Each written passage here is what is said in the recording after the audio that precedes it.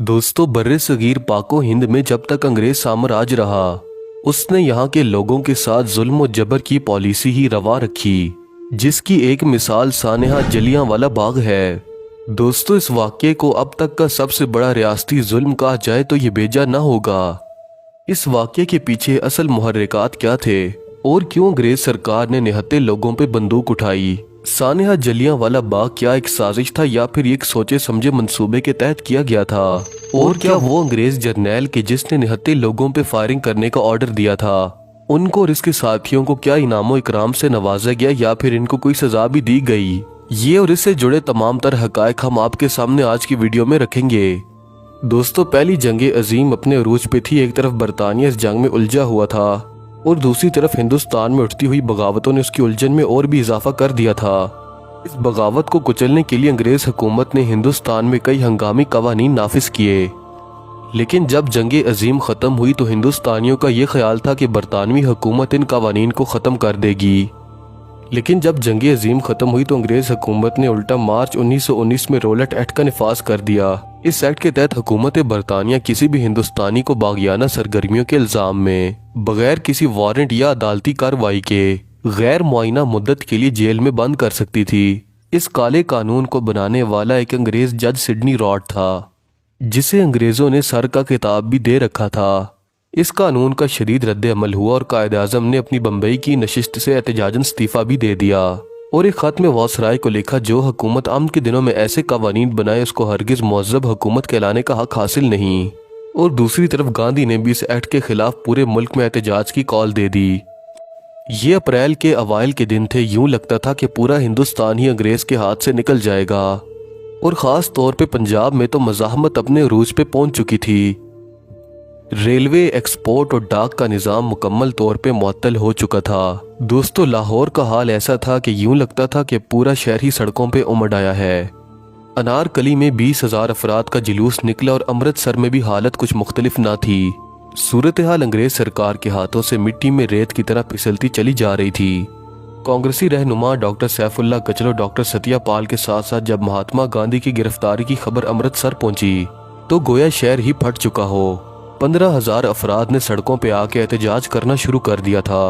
अमृतसर के deputy commissioner miles रोम ने इन पे गोली चलाने का हुक्म दे दिया, जिसके नतीजे में 25 अफराद जाम बहक हुए। इसके बाद पूरे मुल्क में हंगामे फूट पड़े। इनमें से एक मुश्तिल हजूम ने कई बरतानवी बैंक लूटे और कई बरतानवी एहलकारों को मार दिया। इसी दौरान एक अंग्रेज औरत स्कूल के बच्चों को हंगामों से बचा के महफूज मकाम तक लेके जा रही थी। इस हजूम ने उसको बरहना किया और खूब मारा पीटा, लेकिन मकामी लोगों ने इसको छुड़वा दिया। इस जुर्म की सज़ा मकामी लोगों को ही मिली, वो ये कि जो भी हिंदुस्तानी इस मकाम से गुजरेगा वो रेंगता हुआ जाएगा। ये सज़ा मुतय्यन करने वाले शख्स का नाम जनरल डायर था। बाद में इसी जनरल डायर ने 13 मार्च 1919 में जलियांवाला बाग के मकाम पे बैसाखी के त्यौहार के मौके पे इकट्ठे होने वाले 20,000 से ज़ायद सिख मर्दों, औरतों और बच्चों पे अंधाधुंध फायरिंग करवाई, जिसमें अंग्रेज हुकूमत के मुताबिक 347 अफराद और 41 बच्चे मारे गए। इनमें 6 हफ्ते का एक बच्चा भी था, जबकि कांग्रेस की रिपोर्ट के मुताबिक 1,000 से ज़ायद अफराद इस सानहे में मारे गए। डायर ने तब तक गोलियां चलवाईं जब तक इसके सिपाहियों के पास गोलियां ख़त्म ना हो गईं। इस बाग से निकलने का एक ही रास्ता था, जिसको जनरल डायर ने बंद करवा दिया था और ये उसी जगह पे ही निशाना ताकि फायरिंग करवाता रहा ताकि भागने वालों को भी ना छोड़ा जा सके। इस फायरिंग के बाद जनरल डायर और इसके साथी इन खून के तालाब में तैरती लाशों को यहाँ से छोड़ के चले गए। जलियांवाला बाग वाक़े के बाद अंग्रेज हुकूमत ने पूरे पंजाब में मार्शल लॉ नाफिज कर दिया और फिर ना ख़त्म होने वाले मजालिम का एक बाब शुरू हुआ। दोस्तों, सानेहा जलियांवाला बाग इस कदर बड़ा था कि बाद के तमाम वाक़यात इसके साए में छुप गए। इस वाक़े की खबर जब गुजरांवाला पहुंची तो गोया शहर में आग लग गई हो। पहली मरतबा हालात इंतज़ामिया के हाथ से इस तरह निकले कि अंग्रेज़ों को अपने हवाई जहाज़ों के जरिए वहाँ की आबादी पे बमबारी करना पड़ी। यहाँ भी अंग्रेज़ हुकूमत का कहना है कि इस वाक़े में 11 लोग मारे गए, हालांकि मरने वालों की तादाद इससे कई गुना ज़्यादा थी। मार्शल इक़दामात के तहत हिंदुस्तानियों को जालिमाना सजाएं भी दी गईं, जिसमें हिंदुस्तानियों को सरेआम कोड़े लगाने के साथ साथ मारा पीटा जाने लगा। इसके अलावा 1229 अफराद को बागियाना सरगर्मियों के जुर्म में गिरफ्तार कर लिया गया, जिनमें से 18 अफराद को सजाए मौत और 23 को उम्र कैद सुनाई गई।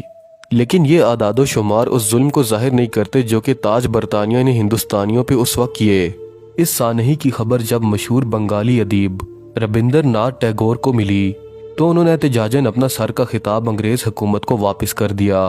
बरतानवी हुकूमत ने इस वाक़े की तहकीकात के लिए कमीशन तश्कील दिया जिसे हंटर कमीशन कहा जाता है। इस कमीशन ने जनरल डायर की खूब सरजनिश की और इसको फौज छोड़ देने का हुक्म दिया। डायर ने इस कमीशन के सामने फखरिया अंदाज में कहा कि यह मुमकिन था कि मैं इनको गोली चलाए बगैर रोक सकता था, लेकिन अगर मैं ऐसा करता वो वापस आके मुझे अहमक समझ के मुझ पे हंसने लगते। दोस्तों, चर्चिल जो कि उस वक्त सेक्रेटरी ऑफ वॉर था, उसने जनरल डायर के इकदाम की मजम्मत की, लेकिन हाउस ऑफ लॉर्ड्स ने जनरल डायर के इकदामात को सराहते हुए इसको तोहफे में एक तलवार दी जिसके ऊपर पंजाब का निजात दहिंदा के लफ्ज लिखे हुए थे। जनरल डायर के हिमायती अंग्रेजों ने इसके लिए फंड्स भी इकट्ठे किए ताकि वो अपने मुकदमे की पैरवी बासानी कर सके। डायर की आखिरी उम्र में चलने फिरने और बोलने की सलाहियत खत्म हो चुकी थी और इसी हालत में उसकी मौत वाक़ हुई। दोस्तों, इत्तेफाक से जनरल डायर का हम नाम माइकल ओडायर जो कि सानहा जलियांवाला बाग के वक्त पंजाब का गवर्नर था, इस वाक़े में इसको भी बराबर का मुलव्विस माना जाता है। इसको एक उधम सिंह नामी शेर दिल शख्स ने बरतानिया में गोली मार के हिंदुस्तानियों के खून का बदला लिया। उधम सिंह को बाद में फांसी दे दी गई और इसकी बाकियात जलियांवाला बाग में मौजूद हैं। दोस्तों, सानहा जलियांवाला बाग ने अंग्रेजों की इंसाफ पसंदी को ऐसे बरहना किया कि अब वो उसको छुपाते फिरते हैं, लेकिन बात नहीं बनती। इस वाक़े पे 100 साल से ज़ायद का वक्त गुजर चुका है, लेकिन बरतानिया को अब तक इस वाक़े पे माफ़ी मांगने का हौसला नहीं मिला।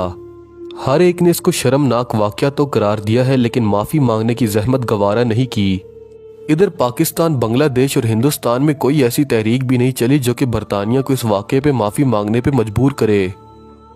दोस्तों, आखिर में आपसे गुजारिश है कि इस वीडियो को लाइक और शेयर करके इस चैनल को सब्सक्राइब करना ना भूलें, और आप अगर सानहा जलियांवाला बाग के बारे में कुछ मज़ीद जानते हैं तो हमें कमेंट सेक्शन में ज़रूर आगाह करें। शुक्रिया।